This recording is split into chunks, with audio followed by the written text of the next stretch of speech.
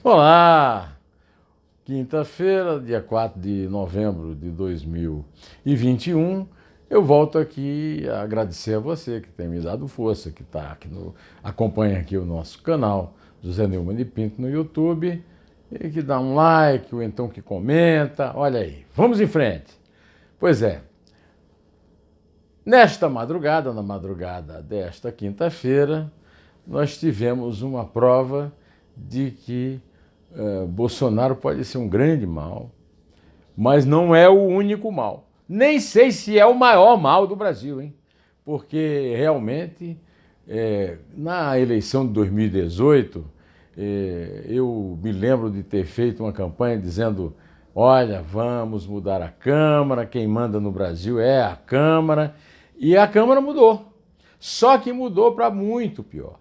Mudou para muito pior, como dizia o doutor Ulisses. O doutor Ulisses Guimarães, o multipresidente, né, quando o Brasil se redemocratizou, que era presidente do MDB, que era presidente da Câmara, que era presidente da Constituinte, ele sempre dizia: há uma verdade que não muda. A composição do Congresso sempre piora de 4 em 4 anos. Cada vez que é renovada, piora. E essa daí realmente é a pior Câmara de todos os tempos. Houve um recorde de substituição, né? Não houve tanta permanência, mas piorou muito. Vejam, meus amigos, foi votada nesta madrugada a proposta de emenda constitucional dita dos precatórios. As pessoas pensam: olha que assunto mais ortodoxo. Não, não é não. Precatório é um direito consagrado.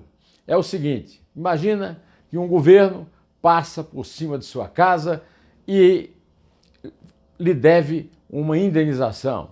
Aí fica lá enrolando na justiça, até que depois de muito tempo a justiça decide a seu favor, ou se você morreu, a favor dos seus herdeiros, que o governo tem que lhe pagar a dívida. E isso é natural. Ora essa, experimenta você ficar devendo ao bodegueiro da esquina ou ao supermercado. Vê se ele não vai atrás da sua dívida. Pois é, o governo se acha sempre na condição de ficar devendo a você que sustenta o governo. É você que paga os impostos. E você, sendo credor do governo, o governo o trata como se fosse um lixo, né? E então sempre retarda, e desta vez se chegou ao cúmulo. Porque aí o senhor Paulo Guedes, o gênio de Chicago, o falso, o fake liberal, decide que tem que usar dinheiro para pagamento de precatório, que ia dar aí uns 90 bilhões no ano que vem, para fazer um Auxílio Brasil. É um nome de esmola e é uma substituição da Bolsa Família. A Bolsa Família acabou. O último mês foi pago. Tem 5.300.000 famílias sem receber nada do que recebia da Bolsa Família. E o governo Bolsonaro não teve competência de achar no orçamento o dinheiro para pagar esse auxílio, que seria aí de 300, 400 reais por mês. O que fez? Tomou dinheiro, deixou de pagar o precatório e conseguiu, para isso, aprovar em primeiro turno na Câmara dos Deputados, com 4 votos mais do que precisava de 3/5, ou seja, 308 votos. Conseguiu 312 votos. Conseguiu adiar a eternidade, né? Isso para perenemente, para sempre passando, para não pagar nunca. Isso foi que o ex-ministro da Fazenda no governo Sarney, o Bailson da Nóbrega, que me deu uma entrevista, eu publiquei no sábado passado, tanto aqui no canal do YouTube quanto no blog do Neumann e no Estadão, chamou de calote infinito. Não é só um calote, é um calote que não termina nunca. Quer dizer, o governo vai continuar fazendo dívida e vai continuar não pagando as pessoas a que ele deve, mesmo que a justiça mande pagar. O autor dessa proeza foi o relator, um deputado lá da Paraíba, no meu estado, Hugo Mota, neto de Chica Mota, daquele povo que sai da política. Então ele é muito novinho, mas já está bem escoladinho em sacanear, em prejudicar o cidadão comum. Aí aparece o Paulo Guedes, aparece o Arthur Lira para dizer: olha, vocês são todos elitistas, nós estamos dando dinheiro aos pobres. Não, estão dando dinheiro dos credores aos pobres, usando o chapéu alheio e contando para isso com deputados da base governista, nem todos, e também com deputados da oposição e daquilo que se chama de terceira via. Sem esse apoio, não teriam conseguido isso. Mas eu quero lembrar que já houve aqui uma comemoração que o governo não conseguiu os 3/5 para aprovar o voto impresso lá na Câmara. E o Arthur Lira, o presidente da Câmara, o chefão do Centrão, diz: olha, agora não tem mais esse negócio de voto impresso. E, no entanto, o Bolsonaro continua falando em voto impresso e continua mentindo a respeito da questão da fraude eleitoral, porque não tem voto impresso. Mas eu avisei aqui, eu disse: olha, o Bolsonaro teve maioria lá na Câmara. E o voto impresso é uma ideia de uma estupidez gigantesca. Ou seja, o apelo estúpido do Bolsonaro tem grande repercussão positiva lá na Câmara dos Deputados. Aí você vai por quê? Porque o Bolsonaro é charmoso? Porque ele tem razão? Não, porque compra. Ontem, quando eu gravei aqui esse vídeo, eu disse que a Joyce Hasselmann falou que essa votação de ontem, ou seja, de hoje, né, de madrugada, desta quinta-feira, dia 4, foi comprada. Ela usou inclusive o verbo no gerúndio, comprando, tudo em maiúscula. A Malu Gaspar, na sua coluna do Globo, nesta quinta-feira, disse o seguinte: teve voto ali que custou 15 milhões de reais. Agora, todo mundo já deu o voto. O voto no primeiro turno já foi dado. Vai ser renegociado agora para o segundo turno. Tem gente dizendo: o segundo turno é outra história. Não é não. No segundo turno é muito mais difícil. Além do mais, vem uma progressão. Eu falei no voto impresso, não passou porque não conseguiu a maioria constitucional, a maioria qualificada de 3/5 dos votos, 308 deputados, mas teve maioria. Agora já conseguiu. No segundo turno é provável que a diferença ainda seja maior. Essa de ficar contando com o ovo no fiofó da galinha não dá. A infâmia já passou. E mais, na verdade, essa PEC do precatório é um super jabuti. O que já enfiaram de coisa? Enfiaram, por exemplo, o drible, a pedalada fiscal que eles estão dando para arrombar o teto de gastos que o governo não pode ultrapassar, também em cima dessa. E um monte de coisa, emendas bilionárias para os parlamentares, sem a menor transparência. O Bolsonaro está dizendo aí que o TCU, o Tribunal de Contas da União, está no bolso dele, mas não é isso não. O TCU está fora da fiscalização dessas emendas. Então é uma PEC da infâmia. E ela passou com grande aprovação dos que se dizem oposicionistas ou terceira via. Eu vou ler aqui para vocês os partidos. Por exemplo, segundo os jornais estão dando, né, foram 82 votos de partidos que se dizem da terceira via.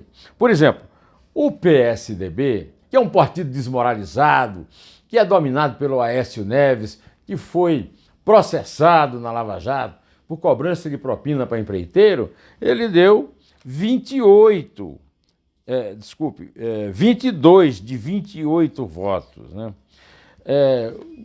A grande carga de votos foi de Eduardo Leite. Eduardo Leite é candidato da terceira via. Terceira via?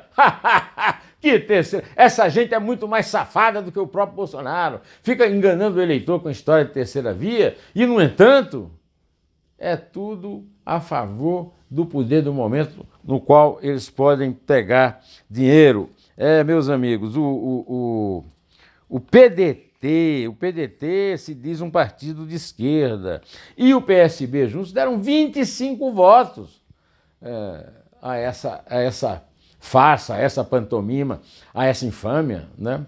Aí o Ciro, não o Ciro Nogueira, o ministro lá da Casa Civil, que aliás some do noticiário, né? O Ciro Gomes já anunciou que suspendeu a candidatura. Ô Ciro, que história é essa de suspender? Ou você renuncia ou você aceita. Você acha que suspendendo a candidatura você vai mudar o Carlos Lupe, que é o presidente do partido, e que não é flor que se cheira, pelo menos flor do meu orquedário, ele não é.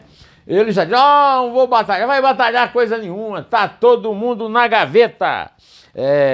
Todo mundo na gaveta, meus amigos. De qualquer maneira, o Ciro não vai conseguir resistir. O Ciro já não está bem nas pesquisas. Não vai conseguir resistir a essa traição do PDT, não. O PSB sempre foi ali também, meio carne, meio peixe. Tudo podre. A carne é podre e o peixe é podre, não é verdade? Pois então, eu quero dizer para vocês que o Ulisses é que tinha razão. A Câmara é pior. E agora estão contando o seguinte, primeiro com o segundo turno. Eu pago para ver, né, no poker, né? Aí depois para o Senado. Quando chegar no Senado, o Senado resolve isso. Quem garante? Quem garante que o Senado não seja comprado? Porque o Senado pode até custar mais caro, porque é mais difícil do Bolsonaro dominar. Mas ninguém pode garantir, né? Bom, a verdade, meus amigos, é que também apareceu aí no noticiário a maior baixaria. O PSDB, com fake news, com invasão um disparo de WhatsApps e tal, na preparação dessa prévia do dia 21, que vai escolher o candidato a presidente da República, entre o governador de São Paulo, João Dória, e o governador do Rio Grande do Sul, Eduardo Leite. Eduardo Leite andou contribuindo aí para a safadeza do governo. O João Dória foi contra porque é inimigo do Bolsonaro e sempre foi adversário dele e está na oposição declarada, né? Mas o PSDB na baixaria era o que faltava do PSDB depois da entrada do Aécio Neves, o neto do Tancredo, no noticiário da roubalheira que foi devassada e condenada pela Lava Jato, que foi enterrada pelo Bolsonaro. Meus amigos, é o seguinte, o Bolsonaro, olha, veja bem, faz um tempão, mais um tempão mesmo, que o ministro Alexandre de Moraes vem relatando um processo contra o Bolsonaro, aberto, por incrível que pareça, pelo Augusto Aras, só que ele abriu também contra o Moro por denunciação caluniosa, quando o Moro saiu do Ministério da Justiça e informou que o Bolsonaro estava querendo interferir politicamente na Polícia Federal. Bem, o Bolsonaro foi lá e disse que queria mesmo. O Bolsonaro, esse tempo todo, o depoimento do Bolsonaro não tinha sido tomado pela Polícia Federal porque o Supremo não conseguia resolver se ele tinha que ir ou se ele podia escrever. Pois ele foi, contou a maior mentira do planeta e está tudo bem. E mais, confessou o crime. Ele disse o que eu estou dizendo aqui há tempo. Há muito tempo que ele está dando prova de que não é que ele tentou interferir, é que ele interferiu mesmo. Ele nomeou um ministro da Justiça amigo dos filhos, nomeou um chefe da Polícia Federal amigo dos filhos. A Polícia Federal está punindo todos os delegados que fizeram inquéritos que perturbam o governo. E ele foi lá e disse, é isso mesmo, que o Moro teria permitido que ele interferisse na Polícia Federal se ele nomeasse o Moro para o Supremo Tribunal Federal. É claro que ele não pode provar isso, até porque ele não gravou. Agora, a verdade é a seguinte, ele está desmoralizando completamente o Alexandre de Moraes do Supremo Tribunal Federal, porque ele está reconhecendo o crime do qual o Moro o acusou, tá certo? Interferência na polícia. Agora, isso ele comete esse crime diariamente, né? Pois eu quero também comentar aqui com vocês que a segunda sessão do Tribunal Regional Federal da Primeira Região, lá de Brasília, mandou cumprir a decisão do juiz da primeira instância que quebrou o sigilo financeiro e fiscal do advogado Zanoni Júnior, advogado Adélio Bispo de Oliveira, o ex-militante do PSOL, que apunhalou o Bolsonaro num comício em Juiz de Fora, na véspera do feriado de 7 de setembro.